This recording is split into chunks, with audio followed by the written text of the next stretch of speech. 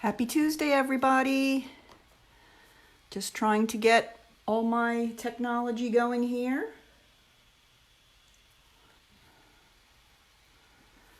Welcome at 8:45. About a minute to go before 8:45. A little late today, but I'm glad everybody's coming and joining. Hello.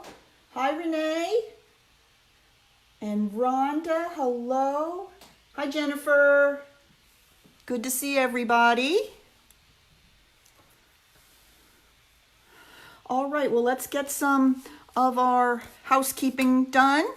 I have our giveaway from last week, and that winner is Karen Bull. And Karen, if you jump on here today, please let me know by messaging me your address, because I do not have your address. So Karen, you have won the Verdant Garden stamp set. So please let me know your address or some other way I can get in touch with you. All righty. And now let's talk a little bit about our new giveaway. Today, our giveaway is the 2019-2021 In Color Faceted Gems. These are gorgeous, really, really nice to put on your cards. So this is what we will be giving away tonight. So please share with me the Facebook Live this evening on your personal page, and I will put you in the drawing to win these lovely faceted gems. All right. Hi, Jody. Nice to see everyone. All my buddies are here. All right, it's 8:45, so let's go ahead and get started. There we go. All right. Let's go ahead and first show you in the new catalog what we'll be working with this evening, which is a set that I've been working with many, many times in the last few weeks, and it is the Monster Bash. Okay, Monster Bash suite. Wonderful, fabulous suite. In fact, we had our Stamp of the Month Club last evening, and we made our goodies using the Monster Bash suite, and I am going to be sharing our little treat box that we made. It's like, we call it a treat pouch, treat bag, pinch box. It's got all kinds of names, but it's really quick and easy to make, and we will be working on that this evening. Such cute things. It has a stamp set here called Spooktacular Bash, which I really, really love and is so cute. And it also comes with a fabulous set of frames, which I don't have them all here. I have some out because we're going to be using them. They're called ornate frames, and you can see by looking at these how intricate the frames are. The one we're going to be using this evening is this frame here. Okay, very, really cute and makes a nice intricate frame, and I can see me being able to use these frames in a lot of different projects, just more than this one. Hi, Jean, nice to see you. Welcome. All righty, so why don't we get started? I'll put this aside, close up my catalog. I hope everybody's having a good day. Today felt a lot like fall, and that always makes me happy. Nice and cool and not too much humidity, so that was awesome. All right, so what you need for this treat bag, which is another great advantage to making this one, you need a 6x12 piece of cardstock.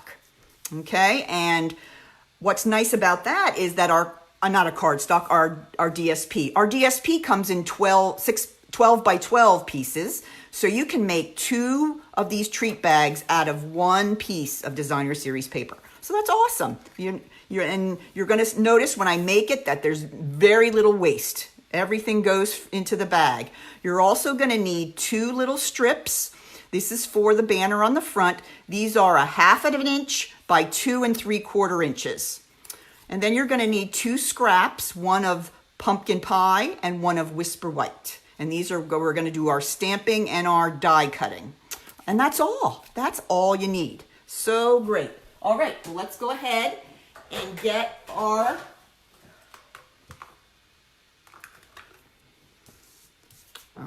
let's get our scoring board here first. And we're going to be using a piece, as I said before, of 6x12 designer series paper. And the prints or the designs in this Monster Bash suite are so cute. This is like little library books on it, and some of the names are really funny. Like the one over here says, let's see, A Dreary Comedy, The Brothers Gargoyle, The Art of Frightening Up. So there's all different kinds of really cute little names of all the titles on the books. So it's really super cute, and I thought that was a great one for the bag. All right, so we have our piece of 6 by 12, and let me get my numbers here so I'm not giving you the wrong. And remember, I will have this on my blog shortly. So if you don't get these written down, you will be able to go on my blog. And I'm also going to go ahead and put this Facebook Live on my YouTube channel. So don't worry. All right. Okay. I think I commented on the wrong place. Looking forward to tonight's. Oh, yep. I'm glad you got to the right place. Hi, Stacy. All right. Here we go. On the long side, the 12-inch side, we're going to score at 1.5, 5 3/4, 7 1/4, 11 1/2. And then we're going to turn it clockwise because we're going to be scoring to make the bottom. So we want to make sure that we're scoring on the part of the designer series paper that's going to be at the bottom, or you're going to have an upside down print, and we don't want to do that. Believe me, I've done it. I can tell you, you don't want to do that. All right, and there we're just going to score at 1.5, and that's it. That's all the scoring that we have to do with this one. Pretty simple. And there's very, very little that we're going to have to cut off, which is really nice too. All right, first thing I'm going to do is go ahead and take my bone folder, and I'm going to fold up on all my score lines. So I have this one horizontal score line, and then I have 4 verticals. Let me find them. And I'm going to use my bone folder to get nice, crisp creases on all my edges. Makes your box or bag or any 3D project come together really nice and neatly. All right, there's our 4. Okay, so we have, hard to see, I know. Okay, we have 4 score lines that are vertical and not much better on the back either. Sorry about that. All right, and now we're going to do a little bit of cutting. There's not a lot to do here. You will notice on the right-hand side of your piece of paper, you have your very thin rectangle there, okay? What you're going to do is you're going to cut away the bottom part of that thin rectangle that comes up to the horizontal score line. So it's that tiny little rectangle there in the corner. You got to cut that one off, okay? Now, you're just going to go to the other horizontal score lines and cut those up to that. I'm sorry, you're going to go to the other vertical score lines. Got to work on my geometry. And I'm going to cut it up to the horizontal score line. So that's just 3 more cuts. And what you're going to create here, oops, excuse me, you're going to create these 2 flaps. Okay, and this is going to help us get our box together. Now the flaps, before we put the box together, I like to cut a little bit away from each of the flaps, just so when I fold the box together, that they're not all getting crunched together in the corner, and it makes it a nice, more smoother seal on the corners. So let me lay this down on my work surface here, and you can see where I cut out. Let's cut this one a little more so you can see better. I didn't get that one enough. There we go. Okay, so there. That's all the cutting we have to do. So we have very, very few scraps. So you can see my 2 flaps here. Okay, now, what do we always need for adhering our 3D projects? We need a little tearing tape. This is a great invention that you can get from Stampin' Up on my online store. It's great because it's fantastic adhesive, and you can tear it with your fingers. Sometimes you can get tearing tape, but you have to cut with your scissors, and it just takes so much longer. So this is real nice and quick tearing tape. I'm going to put that along that nice thin rectangle that's left. Okay, and I'm going to put it on the side that the outside print. Okay, you notice I didn't put it on the inside of the flap. I put it right on the outside where the book print is. Okay, then I'm going to go ahead and I'm going to take my tearing tape off. not the tear and tape, but the layer on top of it. There we go. And then I'm going to turn it over this way so we see the inside of the box. I'm going to fold this side over, and then I'm going to take the shorter end and fold it right over the tear and tape. This allows you to make a nice crisp corner, so you don't have to worry about trying to make it while you're holding it up and it gets on the wrong place, and then you got to try to pull it apart. And you know, with tear and tape, that is not an easy job. So it's much better if you put it down on your surface and just fold it over. Really makes for a nice, neat cut. All right, now we're halfway there. All we need to do now is the bottom. So I'm going to turn him upside down. I don't know if it's a boy, but I'm going to call him a him. And I'm going to put in the little flaps here. I'm going to add a little bit of my Tombow, very little bit, just so those don't flap around inside the box. Okay, and then I'm going to choose a side of my box that's going to be the back, and I'm going to go ahead and I'm going to put a piece of tear and tape across the edge of that flap, just like that. Okay, so I'm going to take that tear and tape off.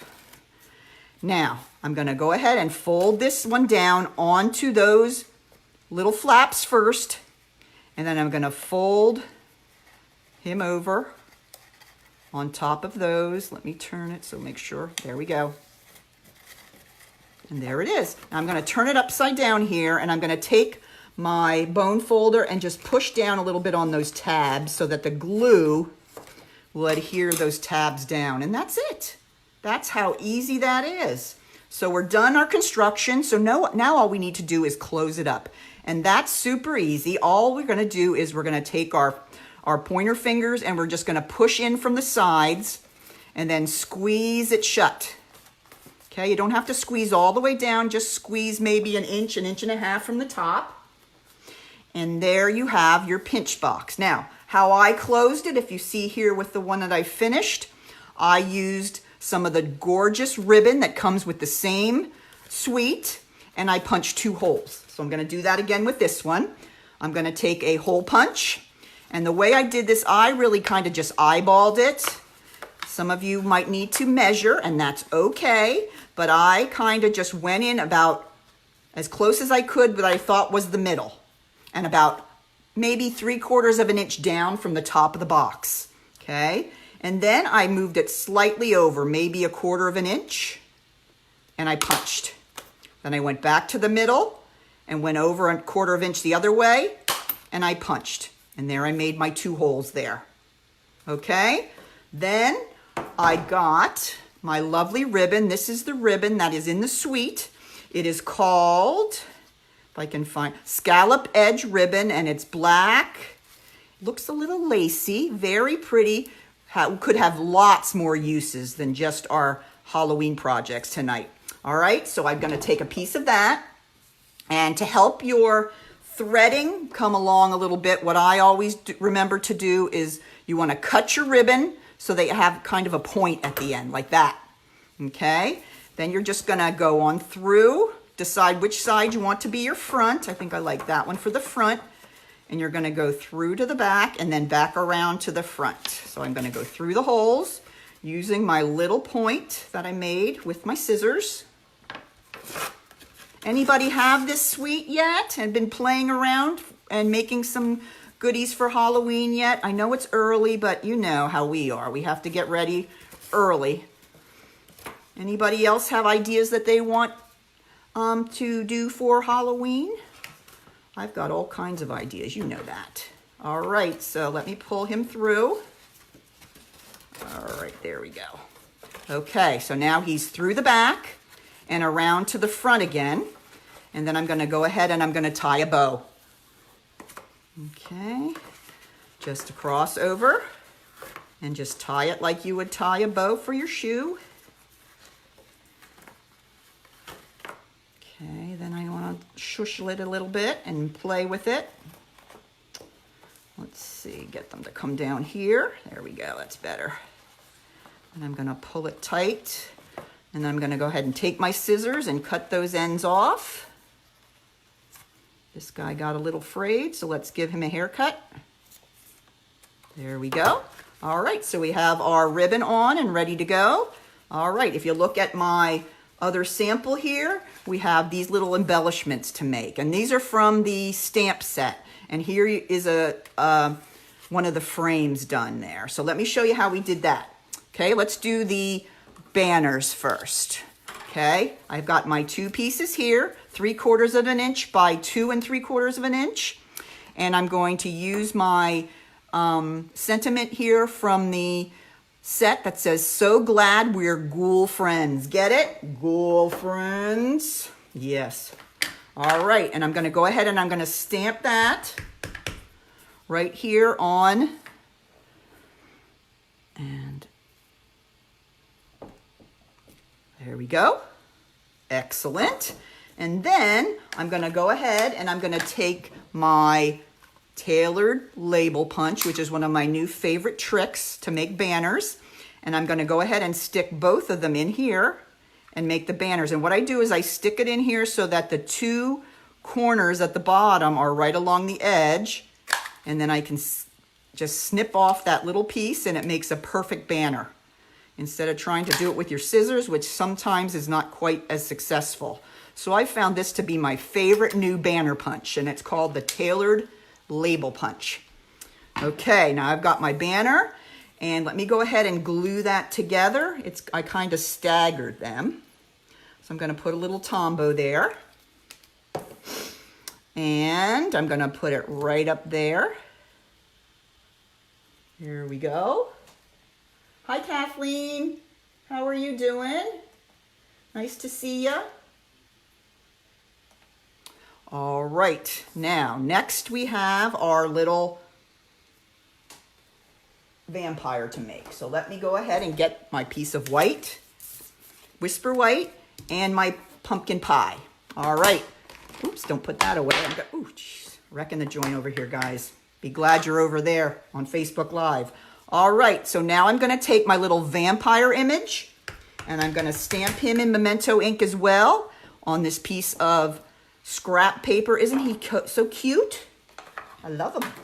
And I thought he needed to be a little colored, so I took the light soft seafoam blend and I colored in his face, so he kind of has a little bit of a green color. Because if you have ever met a vampire, they always look a little green around the gills, because I think it's because they're dead. But so I wanted my little vampire to look green. Look at that. Isn't that so cute? He is just adorable. All right, so now what I'm going to need is I'm going to take my Big Shot. Let's move some of this other stuff out of here. This Big Shot takes up a lot of space. Okay, gonna move them on in. And we're gonna be doing 2 things and kind of going through them all at one time, because I'm all for doing things quick and fast and cute. You know me. All right, so I've got my little man, my little vampire, and I'm going to use the inner die that's just going to cut directly around his frame. Okay, then on the pumpkin pie, I'm going to cut out one of the ornate frames in the pumpkin pie. Okay, all right, so let's take them on through. Here we go. I'm going to move him a little bit. Let's see, I hope I'm not sticking my head in there. You don't have to see that. Okay, here we go. Let's go through with this. All right. Okay. Oop, it's shaking a little bit. Sorry. All right, now let's take these off, and this one comes right out, and he's ready to go. Let's move this. Now this little frame has little intricate, tiny little pieces to it. So one good thing to do, what I recommend to do, is use your brush, your die brush, and go in there before you take it out of the die and kind of brush into all those nooks and crannies. And you can see all the little pieces flying, but it's best to get them out before you take it out of your die. Now you might still have some left when you pull it out of the die, but it gets the majority of them. And now I can see I have one over here. I'm gonna take my U-pick tool and use the pick end and just take out those two right there. And I think that's it. But there are lots of little intricate pieces that need to come out of the die. So get your die brush and your U-pick tool to help you out. But there it is. Oh, I see another one. You aren't gonna fool me. There we go. Okay. There is your die all ready to go. All right, now let's bring our bag back. Oops, that's the one we already finished. Okay, so we have our banner, we have our little guy, and we have our frame. So I'm going to need some dimensionals. I'm going to put a dimensional on here. So we're popping up our little vampire on his frame, and he fits right in the middle. So super cute. There he is. And then I'm going to turn the frame over, and I'm going to put 2 dimensionals on the back of that. Turn my banner over and put 2 on the back of that one. Okay. Ooh, I'm getting a little bit out of focus. Not sure why. All right, so let's go ahead and take our our frame, and we're going to put him on first. With the dimensionals, he goes kind of to the left-hand side, but you want to leave a little space underneath him so that you can fit the banner. Okay, banner's ready to go. I just kind of slide him underneath and attached using the dimensionals, and there it is. There is your treat box. So easy, so quick, and very cost-effective because you can make 2 of them out of one of your pieces of DSP. So that's my tutorial for tonight. And remember, this can be a tutorial that you can use for Christmas bags. You could make Christmas bags. You could make any occasion bags, and they're great because they stand up very nicely, and they'd be excellent. Can you believe I just sneezed? And they would be excellent for on a tabletop for a little favor.